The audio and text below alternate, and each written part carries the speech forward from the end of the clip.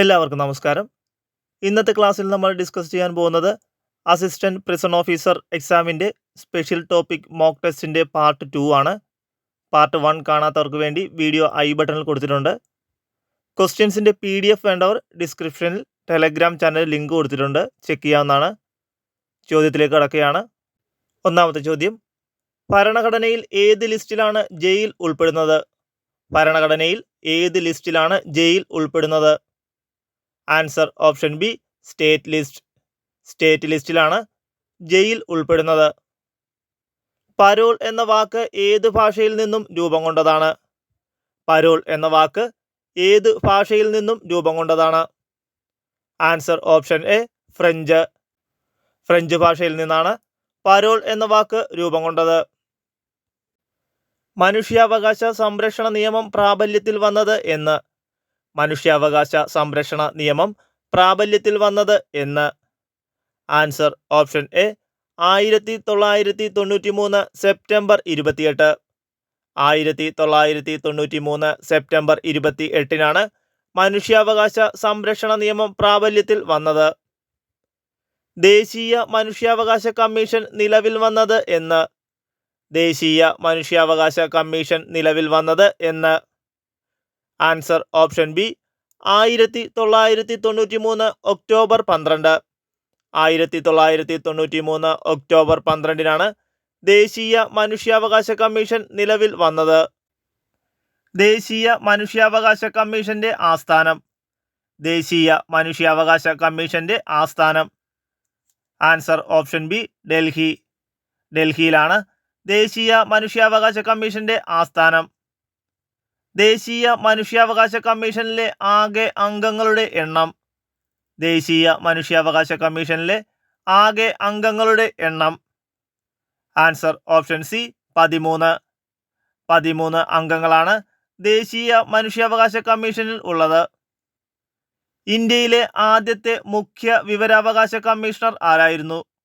ഇന്ത്യയിലെ ആദ്യത്തെ മുഖ്യ വിവരാവകാശ കമ്മീഷണർ ആരായിരുന്നു? Answer option D, Wajahat Habibullah. Wajahat ഹബീബുള്ളയാണ് ഇന്ത്യയിലെ ആദ്യത്തെ മുഖ്യ വിവരാവകാശ commissioner. Right to information act 2005 പ്രകാരം മൂന്നാം കക്ഷിക്ക് പബ്ലിക് ഇൻഫർമേഷൻ ഓഫീസർമാരിൽ നിന്ന് എന്തെങ്കിലും വിവരത്തിൻ്റെയോ രേഖയോ സംബന്ധിച്ച് നോട്ടീസ് ലഭിച്ചിട്ടുണ്ടെങ്കിൽ എത്ര ദിവസത്തിനകം അദ്ദേഹത്തിന് നിർദ്ദേശം വെളിപ്പെടുത്തലിനെതിരെ പരാതി നൽകാവുന്നതാണ്? റൈറ്റ് ടു ഇൻഫർമേഷൻ ആക്ട് 2005 പ്രകാരം മൂന്നാം കക്ഷിക്ക് പബ്ലിക് ഇൻഫർമേഷൻ ഓഫീസർമാരിൽ നിന്ന് എന്തെങ്കിലും വിവരത്തിൻ്റെയോ രേഖയോ സംബന്ധിച്ച് നോട്ടീസ് ലഭിച്ചിട്ടുണ്ടെങ്കിൽ എത്ര ദിവസത്തിനകം അദ്ദേഹത്തിന് നിർദ്ദേശം വെളിപ്പെടുത്തലിനെതിരെ പരാതി നൽകാവുന്നതാണ്? ആൻസർ ഓപ്ഷൻ ബി, നോട്ടീസ് ലഭിച്ച് 10 ദിവസത്തിനകം. നോട്ടീസ് ലഭിച്ച് 10 ദിവസത്തിനകം പരാതി നൽകാവുന്നതാണ്. റൈറ്റ് ടു ഇൻഫർമേഷൻ ആക്ട് 2005 പ്രകാരം സംസ്ഥാന പബ്ലിക് ഇൻഫർമേഷൻ ഓഫീസർക്ക് ചില സംഗതികളിൽ പ്രാപ്യത നിരസിക്കാനുള്ള അധികാരം നൽകിയിരിക്കുന്ന വകുപ്പ് ഏതാണ്? റൈറ്റ് ടു ഇൻഫർമേഷൻ ആക്ട് 2005 പ്രകാരം സംസ്ഥാന പബ്ലിക് ഇൻഫർമേഷൻ ഓഫീസർക്ക് ചില സംഗതികളിൽ പ്രാപ്യത നിരസിക്കാനുള്ള അധികാരം നൽകിയിരിക്കുന്ന വകുപ്പ് ഏതാണ്? ആൻസർ ഓപ്ഷൻ ബി, വകുപ്പ് 9. Kerala borstal school act Kerala നിയമസഭ പാസാക്കിയ വർഷം ഏതാണ്? Kerala borstal school act Kerala നിയമസഭ പാസാക്കിയ വർഷം ഏതാണ്? Answer option C, 1961. 1961-ലാണ് Kerala borstal school act Kerala നിയമസഭ പാസാക്കിയത്. ബോർസ്റ്റൽ സ്കൂളുമായി ബന്ധപ്പെട്ട സമിതി ഏതാണ്? ബോർസ്റ്റൽ സ്കൂളുമായി ബന്ധപ്പെട്ട സമിതി ഏതാണ്? ആൻസർ ഓപ്ഷൻ സി, വിസിറ്റിംഗ് സമിതി. വിസിറ്റിംഗ് സമിതിയാണ് ബോർസ്റ്റൽ സ്കൂളുമായി ബന്ധപ്പെട്ട സമിതി. ഇന്ത്യയിൽ ആദ്യമായി ബോർസ്റ്റൽ സ്കൂൾ സ്ഥാപിച്ചത് എവിടെയാണ്? ഇന്ത്യയിൽ ആദ്യമായി ബോർസ്റ്റൽ സ്കൂൾ സ്ഥാപിച്ചത് എവിടെയാണ്? Answer option B, Punjab. പഞ്ചാബിലാണ് ഇന്ത്യയിൽ ആദ്യമായി ബോർസ്റ്റൽ സ്കൂൾ സ്ഥാപിച്ചത്. ഇന്ത്യയിൽ ബോർസ്റ്റൽ സ്കൂൾ നിലവിൽ വന്ന വർഷം? ഇന്ത്യയിൽ ബോർസ്റ്റൽ സ്കൂൾ നിലവിൽ വന്ന വർഷം ഏതാണ്? Answer option A 1926. 1926 ഇന്ത്യയിൽ ബോർസ്റ്റൽ സ്കൂൾ നിലവിൽ വന്നത്. ലോകത്തിലെ ആദ്യത്തെ ബോർസ്റ്റൽ സ്കൂൾ നിലവിൽ വന്നത് എവിടെയാണ്? ലോകത്തിലെ ആദ്യത്തെ ബോർസ്റ്റൽ സ്കൂൾ നിലവിൽ വന്നത് എവിടെയാണ്? Answer option C borstal. ഇംഗ്ലണ്ടിലെ ബോർസ്റ്റൽ എന്ന സ്ഥലത്താണ് ലോകത്തിൽ ആദ്യത്തെ ബോർസ്റ്റൽ സ്കൂൾ നിലവിൽ വന്നത്. തുറന്ന ജയിലിലെ തടവുപുള്ളികൾക്ക് ഹോം ലീവ് എത്ര ദിവസം വരെ ലഭിക്കും? തുറന്ന ജയിലിലെ തടവുപുള്ളികൾക്ക് ഹോം ലീവ് എത്ര ദിവസം വരെ ലഭിക്കും? ആൻസർ ഓപ്ഷൻ സി 15 ദിവസം. 15 ദിവസം വരെ തുറന്ന ജയിലിലെ തടവുപുള്ളികൾക്ക് ഹോം ലീവ് ലഭിക്കും. പരോൾ അനുവദിക്കുന്നത് ആരാണ്? പരോൾ അനുവദിക്കുന്നത് ആരാണ്? ആൻസർ ഓപ്ഷൻ ബി സംസ്ഥാന സർക്കാർ. സംസ്ഥാന സർക്കാരാണ് പരോൾ അനുവദിക്കുന്നത്. കാലാവധി തികയുന്നതിനു മുൻപ് ദീർഘകാലത്തേക്ക് ശിക്ഷിക്കപ്പെട്ട തടവുകാരനെ മോചിപ്പിക്കാൻ കഴിയുന്നത് ആർക്കാണ്? കാലാവധി തികയുന്നതിന് മുൻപ് ദീർഘകാലത്തേക്ക് ശിക്ഷിക്കപ്പെട്ട തടവുകാരനെ മോചിപ്പിക്കാൻ കഴിയുന്നത് ആർക്കാണ്? ആൻസർ ഓപ്ഷൻ എ സംസ്ഥാന സർക്കാർ. സംസ്ഥാന സർക്കാരിനാണ് കാലാവധി കഴിയുന്നതിന് മുൻപ് ദീർഘകാലത്തേക്ക് ശിക്ഷിക്കപ്പെട്ട തടവുകാരനെ മോചിപ്പിക്കാൻ കഴിയുന്നത്. പരാതി പരിഹാര സമിതി എത്ര മാസത്തിലൊരിക്കൽ യോഗം കൂടണം? പരാതി പരിഹാര സമിതി എത്ര മാസത്തിലൊരിക്കൽ യോഗം കൂടണം? ആൻസർ ഓപ്ഷൻ സി 3 മാസത്തിൽ ഒരിക്കൽ. പരാതി പരിഹാര സമിതി 3 മാസത്തിലൊരിക്കലാണ് യോഗം കൂടുന്നത്. ജയിൽ അച്ചടക്ക സമിതിയുടെ അധ്യക്ഷൻ ആരാണ്? ജയിൽ അച്ചടക്ക സമിതിയുടെ അധ്യക്ഷൻ ആരാണ്? Answer option C jail superintendent. Jail സൂപ്രണ്ടാണ് ജയിൽ അച്ചടക്ക സമിതിയുടെ അധ്യക്ഷൻ. ജയിൽ ഉപദേശക സമിതിയുടെ അധ്യക്ഷൻ ആരാണ്? ജയിൽ ഉപദേശക സമിതിയുടെ അധ്യക്ഷൻ ആരാണ്? Answer option A director general of prisons. Director general of prisons ആണ് ജയിൽ ഉപദേശക സമിതിയുടെ അധ്യക്ഷൻ. ജയിൽ ഉപദേശക സമിതിയിലെ അംഗങ്ങളുടെ എണ്ണം. ജയിൽ ഉപദേശക സമിതിയിലെ അംഗങ്ങളുടെ എണ്ണം എത്രയാണ്? Answer option D 9. 9 അംഗങ്ങളാണ് ജയിൽ ഉപദേശക സമിതിയിൽ ഉള്ളത്. ജയിൽ ഉപദേശക സമിതി യോഗം ചേരേണ്ടത് എത്ര മാസത്തിലൊരിക്കലാണ്? ജയിൽ ഉപദേശക സമിതി യോഗം ചേരേണ്ടത് എത്ര മാസത്തിലൊരിക്കലാണ്? ആൻസർ ഓപ്ഷൻ ബി 6 മാസത്തിൽ. ജയിൽ ഉപദേശക സമിതി യോഗം ചേരേണ്ടത് 6 മാസത്തിൽ ഒരിക്കലാണ്. ജയിൽ ഉപദേശക സമിതിയുടെ കോറം. ജയിൽ ഉപദേശക സമിതിയുടെ quorum. Answer option A 4. Jail ഉപദേശക സമിതിയുടെ കോറം 4 ഇന്ത്യയിൽ ആദ്യമായി ജയിലുകളെക്കുറിച്ച് പഠിക്കാൻ കേന്ദ്ര സർക്കാർ നിയമിച്ച കമ്മിറ്റി. ഇന്ത്യയിൽ ആദ്യമായി ജയിലുകളെക്കുറിച്ച് പഠിക്കാൻ കേന്ദ്ര സർക്കാർ നിയമിച്ച കമ്മിറ്റി ഏതാണ്? Answer option B justice AN മുള്ള കമ്മിറ്റി. ജസ്റ്റിസ് AN മുള്ള കമ്മിറ്റിയാണ് ഇന്ത്യയിൽ ആദ്യമായി ജയിലുകളെക്കുറിച്ച് പഠിക്കാൻ കേന്ദ്ര സർക്കാർ നിയമിച്ച കമ്മിറ്റി. 1980 ഈ കമ്മിറ്റിയെ നിയമിച്ചത്. ഇന്ത്യയിൽ ആദ്യമായി വനിതാ തടവുകാരെക്കുറിച്ച് പഠിച്ച് റിപ്പോർട്ട് അവതരിപ്പിക്കാൻ നിയമിച്ച കമ്മിറ്റി. ഇന്ത്യയിൽ ആദ്യമായി വനിതാ തടവുകാരെക്കുറിച്ച് പഠിച്ച് റിപ്പോർട്ട് അവതരിപ്പിക്കാൻ നിയമിച്ച committee. Answer option A justice VR Krishna Iyer. Justice VR Krishna Iyer കമ്മിറ്റിയാണ് ഇന്ത്യയിൽ ആദ്യമായി വനിതാ തടവുകാരെക്കുറിച്ച് പഠിച്ച് റിപ്പോർട്ട് അവതരിപ്പിക്കാൻ നിയമിച്ച committee.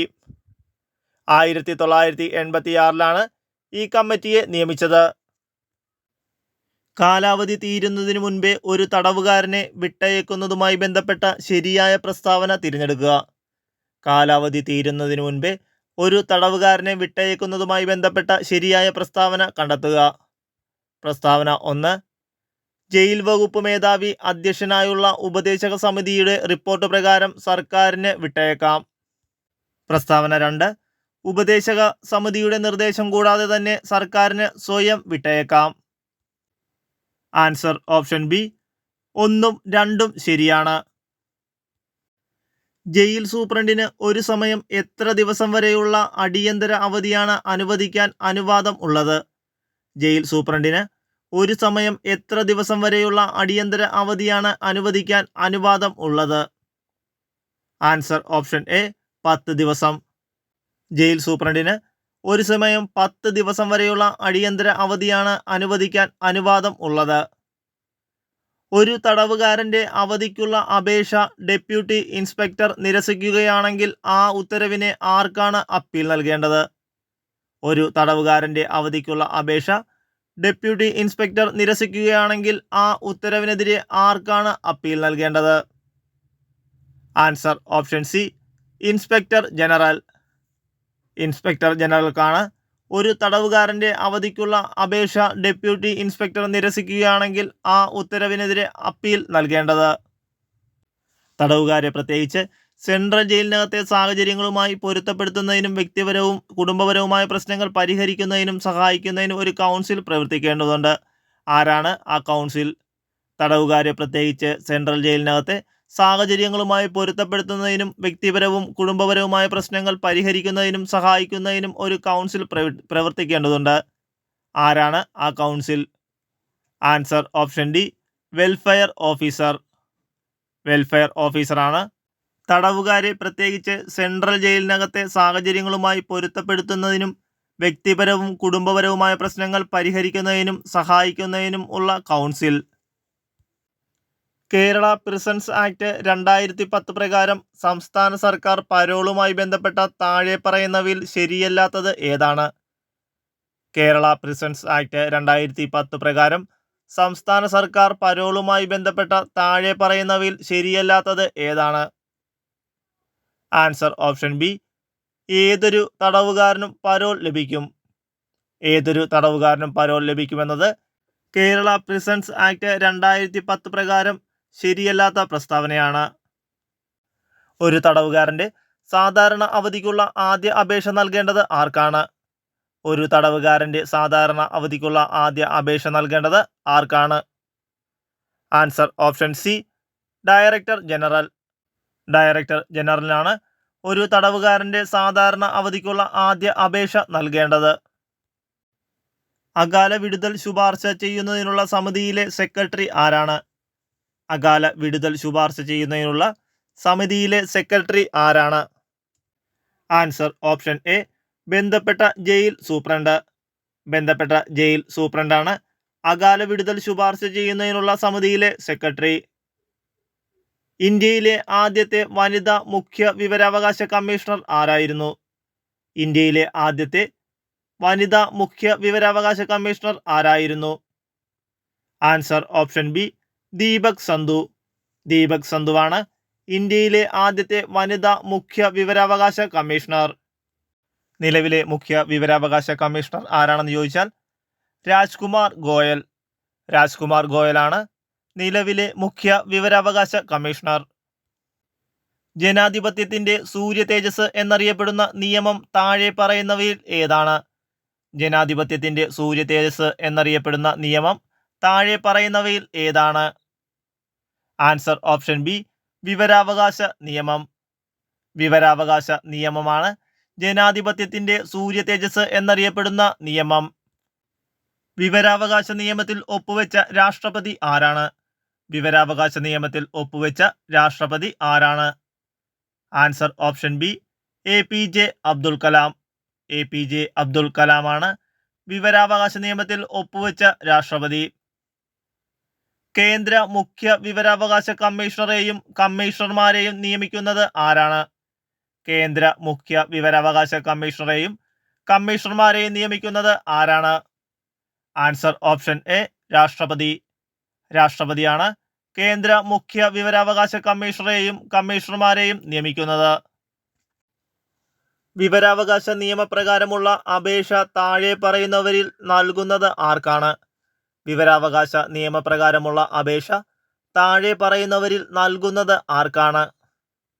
Answer option B public information officer. Public information ഓഫീസർക്കാണ് വിവരാവകാശ നിയമപ്രകാരമുള്ള അപേക്ഷ നൽകുന്നത്. വിവരാവകാശ നിയമപ്രകാരമുള്ള അപേക്ഷയ്ക്ക് നൽകേണ്ട ഫീസ് എത്രയാണ്? വിവരാവകാശ നിയമപ്രകാരമുള്ള അപേക്ഷയ്ക്ക് നൽകേണ്ട ഫീസ് എത്രയാണ്? ആൻസർ ഓപ്ഷൻ എ 10 രൂപ. 10 രൂപയാണ് വിവരാവകാശ നിയമപ്രകാരമുള്ള അപേക്ഷയ്ക്ക് നൽകേണ്ട ഫീസ്. അറിയാനുള്ള അവകാശ നിയമം 2005 ഉദ്ദേശലക്ഷ്യത്തെ സംബന്ധിച്ച് ശരിയായ പ്രസ്താവന തിരഞ്ഞെടുക്കുക. പ്രസ്താവന 1. പൊതു അധികാരികളുടെ അധീനതയിലുള്ള വിവരങ്ങൾ പൗരന്മാർക്ക് നിർവാധം ലഭ്യമാക്കുക. 2. സർക്കാർ ഉദ്യോഗസ്ഥരുടെ പ്രവർത്തനങ്ങളിൽ സുതാര്യതയും ഉത്തരവാദിത്വവും വർദ്ധിപ്പിക്കുക. 3. പൊതു അധികാരികളുടെ അധീനതയിലുള്ള എല്ലാ വിവരങ്ങൾ നിശ്ചിത സമയപരിധിക്കുള്ളിൽ ഡിജിറ്റൽ രൂപത്തിൽ ആക്കുക. 4. കേന്ദ്ര ഇൻഫർമേഷൻ കമ്മീഷൻ, സംസ്ഥാന ഇൻഫർമേഷൻ കമ്മീഷൻ എന്നിവയുടെ രൂപവൽക്കരണം. ആൻസർ ഓപ്ഷൻ ബി 1, 3, 4 മാത്രം. 1, 3, 4 മാത്രമാണ് ശരിയായ പ്രസ്താവന. വിവരാവകാശ നിയമം നിലവിൽ വന്ന വർഷം. വിവരാവകാശ നിയമം നിലവിൽ വന്ന വർഷം എന്നാണ്. Answer option A 2005. 2005 വിവരാവകാശ നിയമം നിലവിൽ വന്നത്. താഴെ പറയുന്നവയിൽ ഏതാണ് കേരള സംസ്ഥാന വിവരാവകാശ കമ്മീഷന്റെ അധികാരമല്ലാത്തത്? താഴെ പറയുന്നവയിൽ ഏതാണ് കേരള സംസ്ഥാന വിവരാവകാശ കമ്മീഷന്റെ അധികാരത്തിൽ ഇല്ലാത്തത്? ആൻസർ ഓപ്ഷൻ ഡി മുകളിൽ പറഞ്ഞവ ഒന്നുമല്ല. മുകളിൽ പറഞ്ഞവയൊന്നും കേരള സംസ്ഥാന വിവരാവകാശ കമ്മീഷന്റെ അധികാരമല്ലാത്തതാണ്. 2005 വിവരാവകാശ നിയമവുമായി ബന്ധപ്പെട്ട താഴെ പറയുന്ന പ്രസ്താവനകളിൽ ഏതാണ് തെറ്റ്? 2005 വിവരാവകാശ നിയമവുമായി ബന്ധപ്പെട്ട് താഴെ പറയുന്ന പ്രസ്താവനകളിൽ ഏതാണ് തെറ്റ്? ആൻസർ ഓപ്ഷൻ ബി ഭൗതിക സ്വത്തവകാശം ഉൾപ്പെടെ ഒരു പൗരനും വിവരങ്ങൾ നൽകേണ്ട ബാധ്യതയില്ല. ഭൗതിക സ്വത്തവകാശം ഉൾപ്പെടെ ഒരു പൗരനും വിവരങ്ങൾ നൽകേണ്ട ബാധ്യതയില്ല. വിവരാവകാശ നിയമം 2005 പ്രകാരം അപേക്ഷകന് ഫീസില്ലാതെ നൽകപ്പെടുന്നത്. വിവരാവകാശ നിയമം 2005 പ്രകാരം അപേക്ഷകന് ഫീസില്ലാതെ നൽകപ്പെടുന്നത്. പ്രസ്താവന 1. അപേക്ഷകൻ ഒരു BPL വ്യക്തിയാണെങ്കിൽ. 2. അപേക്ഷ നൽകി 30 ദിവസത്തിനുള്ളിൽ ഒരു പൊതു അതോറിറ്റി വിവരങ്ങൾ നൽകുന്നതിൽ പരാജയപ്പെടുന്നിടത്ത്. 3. 45 ദിവസത്തിനുള്ളിൽ ഒരു പൊതു അതോറിറ്റി വിവരങ്ങൾ നൽകാൻ പരാജയപ്പെടുന്നിടത്ത്. 4. ഒരു പൊതു അതോറിറ്റി തെറ്റായ വിവരങ്ങൾ അപേക്ഷകന് നൽകുന്നത്. ആൻസർ ഓപ്ഷൻ എ 1ഉം 2ഉം മാത്രം. 1ഉം 2ഉം മാത്രമാണ് വിവരാവകാശ നിയമം 2005 പ്രകാരം അപേക്ഷകന് ഫീസില്ലാതെ നൽകപ്പെടുന്നത്. വിവരാവകാശ നിയമപ്രകാരം വിവരങ്ങൾ നൽകുന്നതിൽ കാലതാമസമുണ്ടായാൽ ബന്ധപ്പെട്ട ഉദ്യോഗസ്ഥൻ ഓരോ ദിവസത്തിലും കൊടുക്കേണ്ട പിഴത്തുക എത്രയാണ്? വിവരാവകാശ നിയമപ്രകാരം വിവരങ്ങൾ നൽകുന്നതിൽ കാലതാമസമുണ്ടായാൽ ബന്ധപ്പെട്ട ഉദ്യോഗസ്ഥൻ ഓരോ ദിവസത്തിനും കൊടുക്കേണ്ട പിഴത്തുക എത്രയാണ്? Answer option C 250. 250 രൂപയാണ് വിവരാവകാശ നിയമപ്രകാരം വിവരങ്ങൾ നൽകുന്നതിൽ കാലതാമസമുണ്ടായാൽ ബന്ധപ്പെട്ട ഉദ്യോഗസ്ഥൻ ഓരോ ദിവസവും കൊടുക്കേണ്ട പിഴത്തുക. വിവരാവകാശവുമായി ബന്ധപ്പെട്ട ശരിയായ പ്രസ്താവന അഥവാ പ്രസ്താവനകൾ ഏത്? വിവരാവകാശവുമായി ബന്ധപ്പെട്ട ശരിയായ പ്രസ്താവന അഥവാ പ്രസ്താവനകൾ ഏവ? പ്രസ്താവന 1. വിവരാവകാശ നിയമം പാസാക്കുന്നതിൽ MKSS എന്ന സംഘടന വഹിച്ച പങ്ക് വലുതായിരുന്നു. വിവരാവകാശ നിയമത്തിൽ ഒപ്പിട്ട രാഷ്ട്രപതി ശ്രീ APJ അബ്ദുൽ കലാം ആയിരുന്നു. MKSS സംഘടനയുടെ പ്രവർത്തന മേഖല രാജസ്ഥാനിലായിരുന്നു. ഈ നിയമം പാസാക്കിയ വർഷം 2008 ആണ്. ആൻസർ ഓപ്ഷൻ സി 1ഉം 2ഉം 3ഉം. 1ഉം 2ഉം 3ഉമാണ് വിവരാവകാശവുമായി ബന്ധപ്പെട്ട ശരിയായ പ്രസ്താവനകൾ. താഴെ കൊടുത്തിരിക്കുന്നവയിൽ വിവരാവകാശ നിയമപ്രകാരം ശരിയല്ലാത്തത് ഏതാണ്? താഴെ കൊടുത്തിരിക്കുന്നവയിൽ വിവരാവകാശ നിയമപ്രകാരം ശരിയല്ലാത്തത് ഏത്? ആൻസർ ഓപ്ഷൻ എ അപേക്ഷകന്റെ പേര് വെളിപ്പെടുത്താൻ നിർബന്ധം. അപേക്ഷകന്റെ പേര് വെളിപ്പെടുത്തണമെന്നത് നിർബന്ധം. വിവരാവകാശ നിയമത്തിലെ ഏത് വ്യവസ്ഥയാണ് മൂന്നാം കക്ഷിയുടെ വെളിപ്പെടുത്തലുമായി ബന്ധപ്പെട്ടിട്ടുള്ളത്? വിവരാവകാശ നിയമത്തിലെ ഏത് വ്യവസ്ഥയാണ് മൂന്നാം കക്ഷിയുടെ വെളിപ്പെടുത്തലുമായി ബന്ധപ്പെട്ടിട്ടുള്ളത്? Answer option C, session 11. Session 11 വിവരാവകാശ നിയമത്തിലെ മൂന്നാം കക്ഷിയുടെ വെളിപ്പെടുത്തലുമായി ബന്ധപ്പെട്ടിട്ടുള്ളത്. 2005 വിവരാവകാശ നിയമപ്രകാരം പൗരന് ലഭിക്കാവുന്ന വിവരവുമായി ബന്ധപ്പെട്ട ശരിയായ ഉത്തരം ഏതാണ്? 2005 വിവരാവകാശ നിയമപ്രകാരം പൗരന് ലഭിക്കാവുന്ന വിവരവുമായി ബന്ധപ്പെട്ട ശരിയായ ഉത്തരം ഏതാണ്? ആൻസർ ഓപ്ഷൻ സി, വകുപ്പ് 8, 9 എന്നിവയിൽ പറഞ്ഞിട്ടുള്ളതൊഴികെ പൊതു അധികാര സ്ഥാപനങ്ങളുടെ പക്കലുള്ള വിവരങ്ങൾ ലഭ്യമാകുന്നതാണ്. വകുപ്പ് 8, 9 എന്നിവയിൽ പറഞ്ഞിട്ടുള്ളതൊഴികെ പൊതു അധികാര സ്ഥാപനങ്ങളുടെ പക്കലുള്ള വിവരങ്ങൾ ലഭ്യമാകുന്നതാണ്. 2005 വിവരാവകാശ നിയമപ്രകാരം വിവരാവകാശ കമ്മീഷനിലെ കേന്ദ്ര അംഗങ്ങളെ തിരഞ്ഞെടുക്കുന്നതിന് വേണ്ടിയുള്ള സമിതികൾ ഉൾപ്പെടാത്തത് ആരാണ്? 2005 വിവരാവകാശ നിയമപ്രകാരം വിവരാവകാശ കമ്മീഷനിലെ കേന്ദ്ര അംഗങ്ങളെ തിരഞ്ഞെടുക്കുന്നതിന് വേണ്ടിയുള്ള സമിതിയിൽ ഉൾപ്പെടാത്തത് ആരാണ്? Answer option C, Lok Sabha speaker. Lok Sabha സ്പീക്കറാണ് 2005 വിവരാവകാശ നിയമപ്രകാരം വിവരാവകാശ കമ്മീഷനിലെ കേന്ദ്ര അംഗങ്ങളെ തിരഞ്ഞെടുക്കുന്നതിന് വേണ്ടിയുള്ള സമിതിയിൽ ഉൾപ്പെടാത്തത്. വിവരാവകാശ നിയമപ്രകാരം താഴെ പറയുന്നവയിൽ നിന്ന് ശരിയായ പ്രസ്താവനകൾ തിരഞ്ഞെടുക്കുക. പ്രസ്താവന 1, പാർലമെന്റിന്റെ വിശേഷ അവകാശത്തിന് ലംഘനമായേക്കാവുന്ന വിവരങ്ങൾ വെളിപ്പെടുത്തേണ്ടതില്ല.